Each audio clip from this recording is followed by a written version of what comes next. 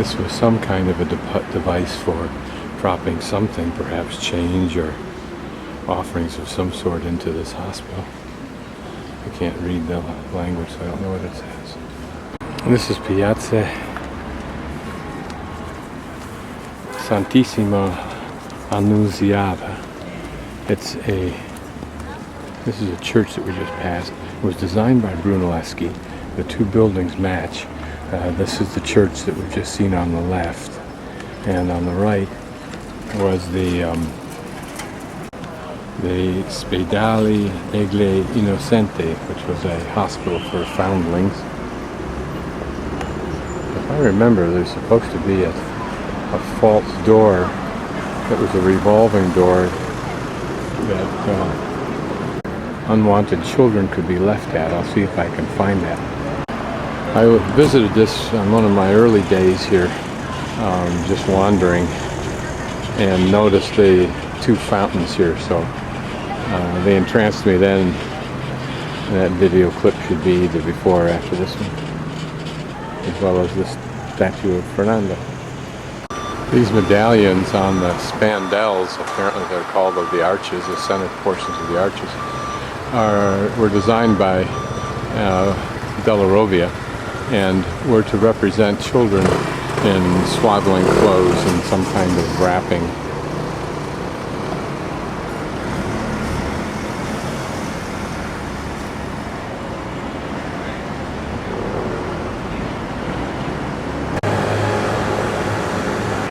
And this is one of the Cosmos who probably underwrote Brunelleschi's project. And apparently there was a revolving wheel. I'm guessing it would have been horizontal. And it was on that wheel that babies that were unwanted were laid.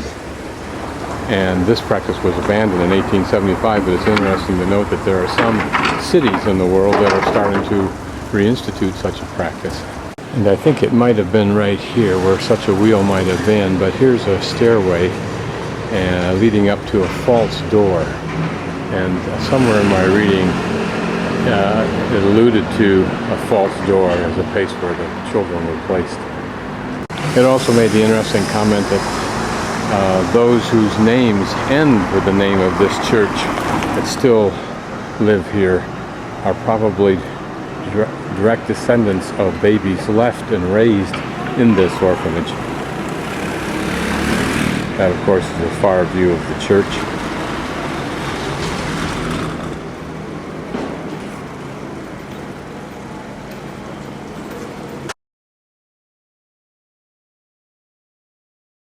About 6:30, I'm en route to the bus station to go to Volterra, one of the hill towns, and I just noticed this pretty religious something or other here, but it's also an excuse for those multiple fountains, which historically people use and still do. They're more like water spigots.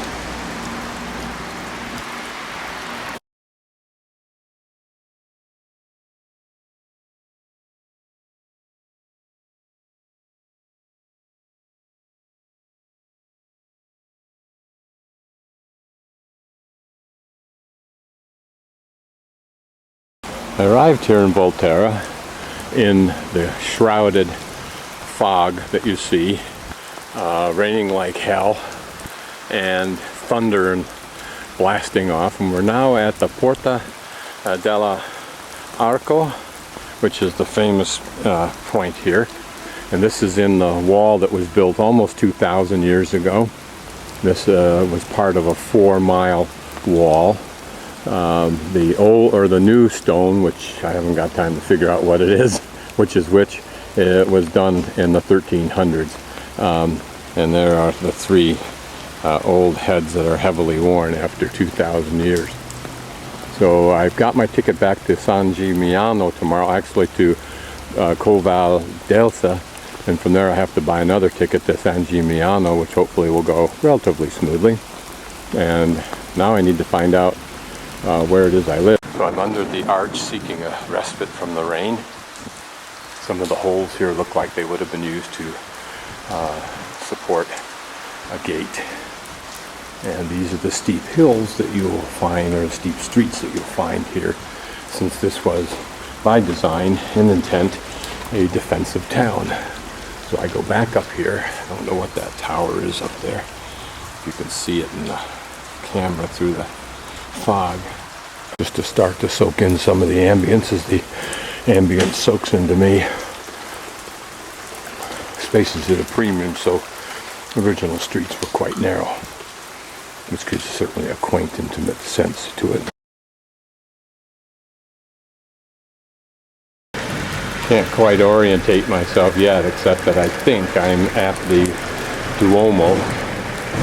And if that is the Duomo with the three big arches, then this should be the Babpistery over here. But I'll have to dig in a little bit deeper to find out. It's a dismal day, but if it were a dismal day in Arizona, I'd be simply messing in my van on my computer. So this has to be better. This is the inside of the Duomo. A 13th century church. Notice the massive columns, a Romanesque design that separate the nave from the aisles. Gives it a very powerful look. This is apparently in the design that was called the Pisa Romanesque design. I think these places were so distinct, these cities, that they each developed their own kind of architecture. You can't see much here because they, for whatever reason, turn the lights down low, not only here, but many shops don't have the lights on at all.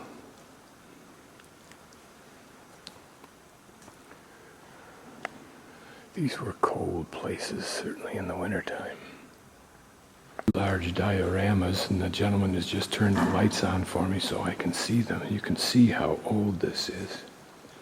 These were done in about 1420, which was just at the beginning of the Renaissance, considering that Ghiberti and Bruneleschi had their contest in 01 and 03. And look at the contemplation on the face of Joseph. These are interesting because they're so obviously old. They haven't been restored. And I think that's kind of cool. You can see the remnants of color.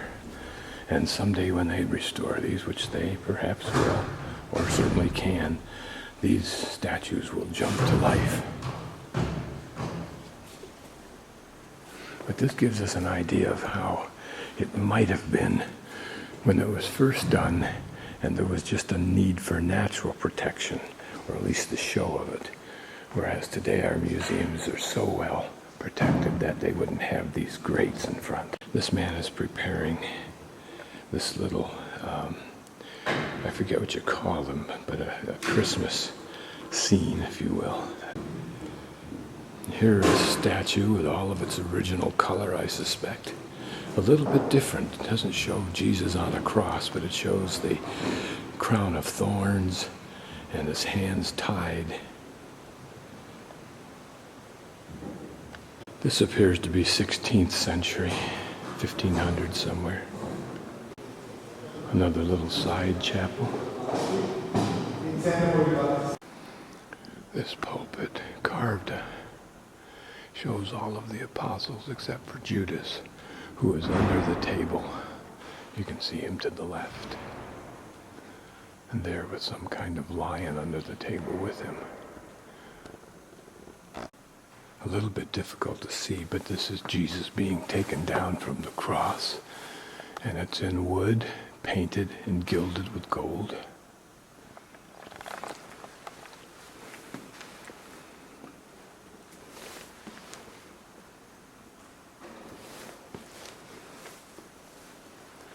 Look at those candelabras.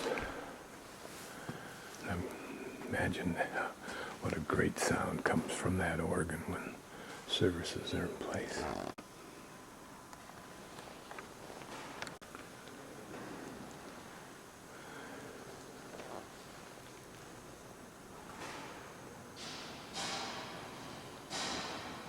Good look at this ceiling.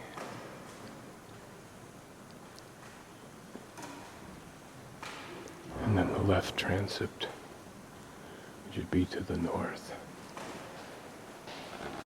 This is alabaster. What was used, thin sheets were used as windows in the old times before glass was apparently perfected, or was just another design element.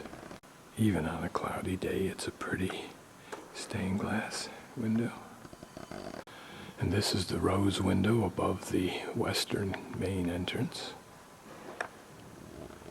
I don't know if you can make it out here, but even though these columns taper a bit as they rise, some are still tipped to the right on this side, indicating some shift in the internal construction.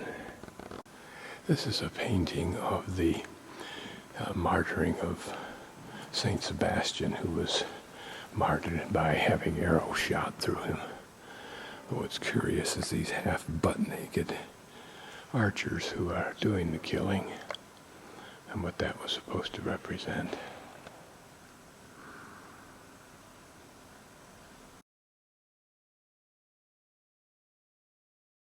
We're in the Babpistery, across from the Duomo now. A rather plain, simple building, and simple on the outside also. The most notable thing here is this baptismal font, I think they're called. And it's a deep pool in there behind the beneath the statue. But here a brass covered separate little basin was probably used to baptize babies. Baptistries were not expected, I don't believe, to be spectacularly beautiful.